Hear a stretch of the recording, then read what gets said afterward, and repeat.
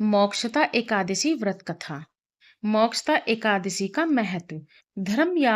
धर्मराज युधिष्ठिर कहने लगे कि हे भगवान, मैंने मार्गशीर्ष कृष्ण एकादशी अर्थात उत्पन्ना एकादशी का सविस्तार वर्णन सुना। अब आप कृपा करके मुझे मार्गशीर्ष माह के शुक्ल पक्ष की एकादशी के विषय में भी बतलाइए।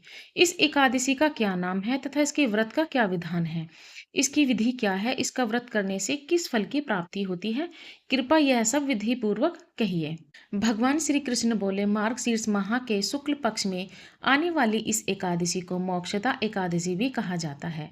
यह व्रत मोक्ष देने वाला तथा चिंतामणि के समान सब कामनाएं पूर्ण करने वाला है, जिससे आप अपने पूर्वजों के दुखों को खत्म कर सकते हैं।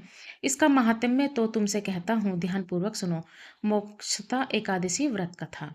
गोकुल नाम के नगर में एक वेखानस नामक राजा राज्य करता था। उसके राज्य में चारों वेदों के ज्ञाता ब्राह्मण रहते थे।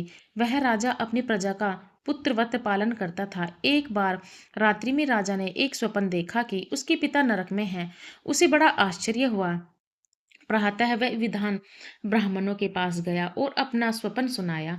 कहा, मैंने अपने पिता को नरक में कष्ट उठाते देखा है। उन्होंने मुझसे कहा कि हे पुत्र, मैं नरक में पड़ा हूँ, यहाँ से तुम मुझे मुक्त कराओ। जब से मैंने ये वचन सुने हैं तब से मैं बेचैन हूँ। चित्त में बड़ी अशांति हो रही है। मुझे इस राज्य, धन, पुत्र, स्त्री, हाथी, घोड़े आदि में सब कुछ भी सुख प्रतीत नहीं होता। क्या करूं? राजा ने कहा, हे ब्राह्मण देवताओं, इस दुख के कारण मेरा सारा शरीर जल रहा है। अब आप कृपा करके कोई तप, दान, व्रत आदि ऐसा उपाय बतलाइए जिससे मेरे पिता को मुक्ति मिल जाए।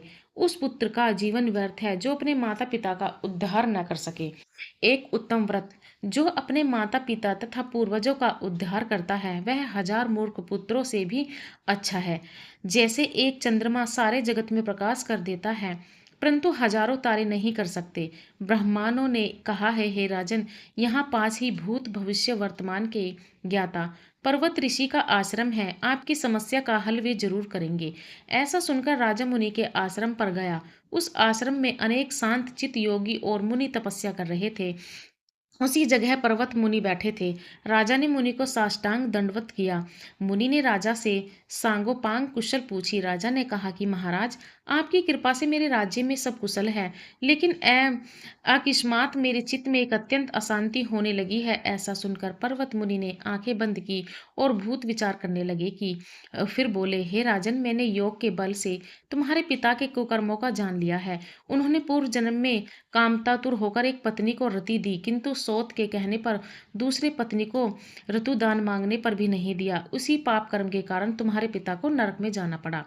तब राजा ने कहा, इसका कोई उपाय बताइए। मुनि बोले, हे राजन, आप मार्गशीर्ष एकादशी का उपवास करें और उस उपवास के पुण्य को अपने पिता को संकल्प कर दें। उसके प्रभाव से आपके पिता की अवश्य नरक से मुक्ति होगी। मुनि के ये वचन सुनकर राजा महल में आया और मुनि के कहने के अनुसार कुटुंब सहित मोक्षदा एकादशी का व्रत किया। इसके उपवास का पुण्य उसने पिता को अर्पण कर दिया। उसके प्रभाव से उसके पिता को मुक्ति मिल गई और स्वर्ग में जाते हुए वे पुत्र से कहने लगे, हे पुत्र, तेरा कल्याण हो। यह कहकर स्वर्ग चले गए। मार्गशीर्ष मास की शुक्ल पक्ष की मोक्षदा एकादशी का जो व्रत करते हैं, उनके समस्त पाप नष्ट हो जाते हैं। इस व्रत से बढ़कर मोक्ष देने वाला और कोई व्रत नहीं। इसी दिन गीता जयंती मनाई जाती है।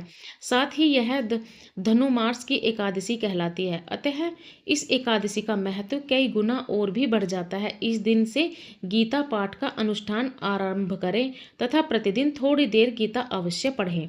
राधे राधे।